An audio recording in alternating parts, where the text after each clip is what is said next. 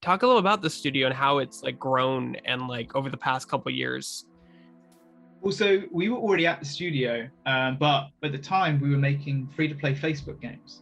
We weren't being particularly successful at it. One of our games did win a BAFTA a couple of years before that, but like the sales didn't kind of follow. And so we weren't, we weren't very good at it, I guess. But we had some interesting stuff going on. And so this is why it came as a complete surprise, because we did really just shift the entire studio. Because after that it was like, okay, we're no longer free-to-play Facebook. We're, premium comedy sort of fun, quirky games on PC and eventually that console. So it definitely shifted that. And we've kind of been in that space since. We've done a few experiments here and there, probably got a little bit too big for our boots at some points. Tried making an MMO, for example. But we've kind of had a little bit of a return to roots in the last couple of years. As I said, like today, when we made this chat to you, we launched Surgeon Simulator 2 on Xbox, Game Pass and Steam.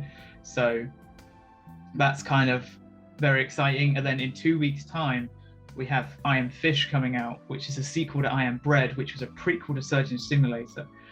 They're all in the same universe. They all take place in this quirky little county of Barnardshire, and they all have an interconnected story. And so that's been fun. We call it the BCU, which is like the Barnardshire Cinematic Yeah, I was gonna say, Universe. call it the Bossa Cinematic Universe, right? Yeah.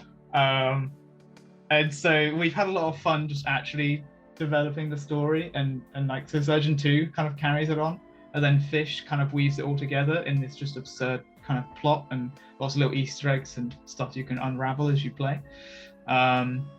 So it's a big month for us because we've kind of just culminating in two of these game launches, the sequel to Surgeon Simulator and then the sequel to Iron Bread, all releasing in the same window, because you got to kind of roll with the punches when it comes to game development, and you're managing all of these like submissions and especially going to Xbox and certifications and all this crazy stuff. And so just circumstances led it where we're just like, oof, are we releasing both our games like 2 weeks apart? And it's like, yep. It's like, okay. Thankfully they're very different genres, so hopefully we're not going to conflict too much there. So if my research that I did was correct, because I can't trust anything on the internet anymore, but is it true that your studio did or still does quarterly game jams with all your employees? Yeah, I mean, so it was like, it's fluctuated a lot, so kind of mix things up. So it's usually like, it was monthly, and then it was kind of like it varied, sometimes quarterly, sometimes like, every 2 months or so. But yeah, we've got the next one at the start of next month. We had a break purely because, as I said, we've got 2 games launching now, and so there was just no bandwidth to do the game jams. So we're kind of looking forward to getting back into those. We need to, because we've got to decide what we're making next. But yeah, I think at this point we're looking at like over 300 games in our back catalogue.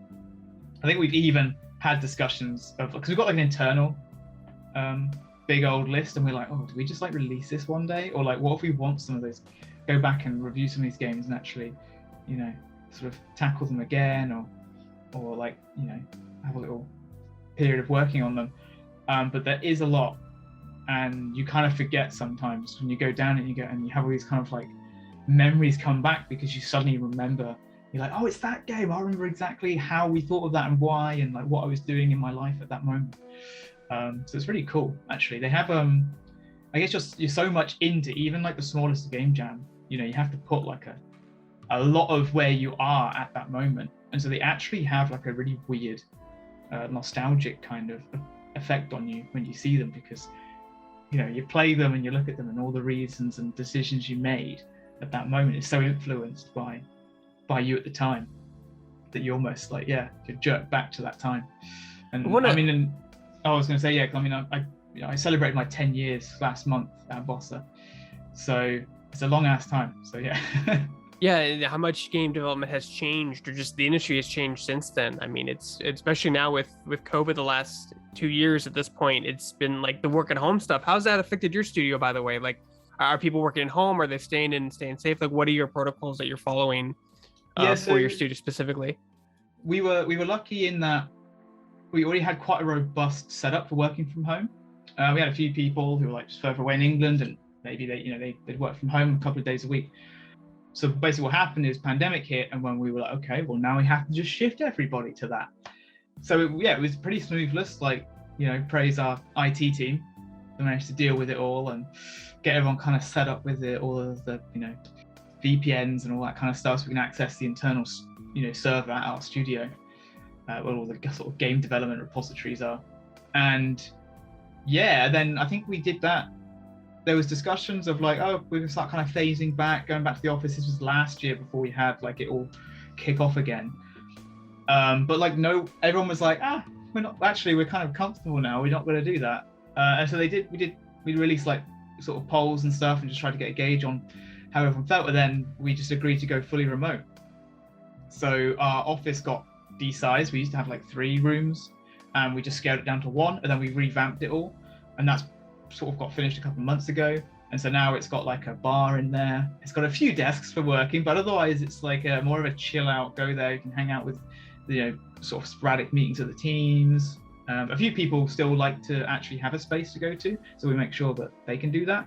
But the majority of us all work from home now, full time, and going forward, we're now like a fully dedicated remote studio, which has been great for just like hiring, because now we've had all sorts of hires from like India to sort of mainland Europe and all sorts. So that's been exciting, and that opportunity, especially with Brexit hitting, we've actually sort of circumvented it slightly, which is nice. Yeah, I wasn't going to ask that, but like how has that, like, as because you are a business, you are a independent business, how has that affected you as a business, the Brexit thing? Yeah, I mean, I think the game industry were very aware.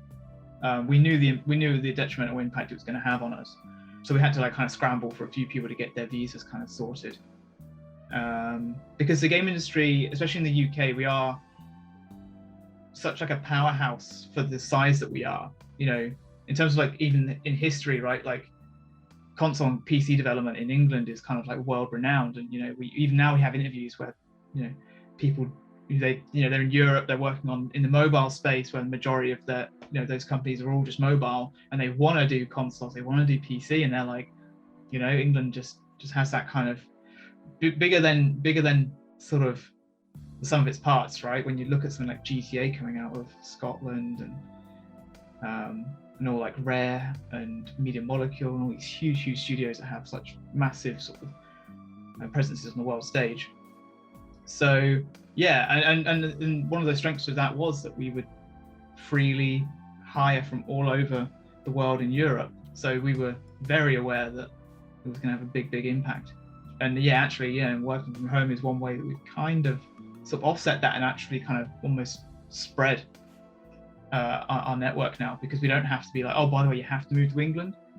It can be like, yeah, shit, stay in Portugal, and enjoy the beach and work for us during the day or whatever.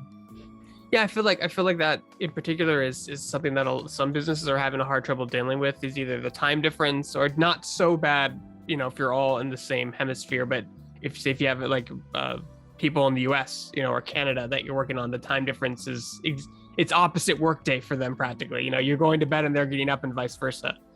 Yeah. So we haven't like got anyone working for us who are outside of sort of. I mean, the furthest we've gone is probably, I said like before, India. We had a couple of hires from there, and you did feel sorry for them, because we were like, you book a meeting at 5 p.m. and they're just there like, yeah, it's 10 o'clock now, I want to go to bed. So it was the opposite there, whereas obviously in America, it's we're all finishing the day, whereas you're all getting up. So talk a little about Surgeon Simulator 2, and like, what did you guys feel any pressure when making a sequel? Like, why did you decide to make a sequel? I know a lot of, I think it was your first one had some DLC to it, or you added on a lot of things to the first one. What made you decide to go, okay, we need to restart and make a completely new one? Like, what goes into that thought process? I think it was just waiting for like a kind of a fresh enough idea, I suppose. We knew that if we were just like, here's more surgeries, it wasn't going to kind of stick. And we'd explored multiplayer, at least locally, on the PS4 version and later the Switch version.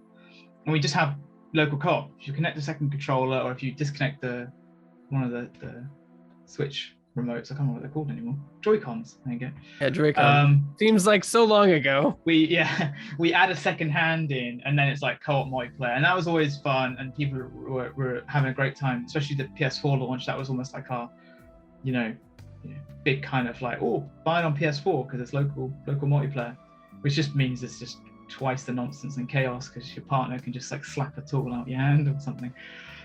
And so I think like starting Surgeon 2, we were like, it's going to have to be multiplayer, and because physics is a big part, we were like not confident we could do it until we had like a good enough kind of stable physics engine to really make it.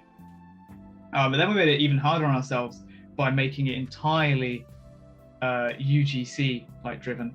So the entire campaign of the game was all made using the tools that the players have access to. The big driver was just like this surgeon game that like even after you've played the campaign and like complete it, you can just go in and toy and even create other games. Like the mini games we've got is like using Bob's head as like a basketball, and everyone's trying to just lob his head into a net to score, and it's just like this team versus team game. So it's insane watching that kind of stuff come up, and it just means that there's always this like constant flow of content and new stupid things to play around with.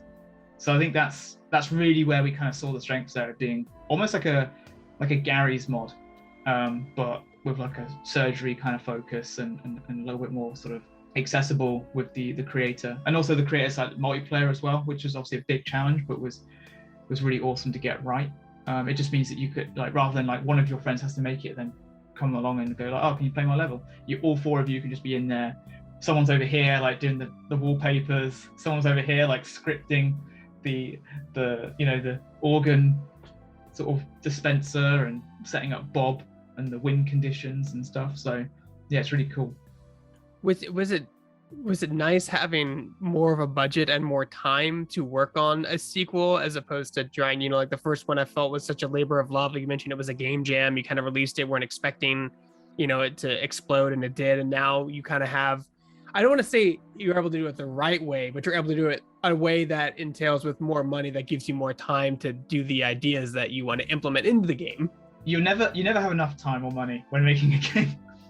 So when you look at it, all you're looking at is all of the things you couldn't do, or that you're like, oh damn, I wish we could have done that one. I wish we could have had more time to polish this part of the game. But for what it is, yeah, obviously it's an insane accomplishment with the scale of it, because not only was it moving from just a top-down diorama space, which obviously have very limited dimensions, we're now full 3D. You can jump up and crawl through a vent, and so we had to change the controls completely. And we wanted them to be a little bit more accessible, but still kind of keep that clumsiness. So now there isn't like we need the WAS keyboard for you to move around, for example. So that's why grabbing is now just a simple kind of like reach the hand out and click, and you can pick anything up.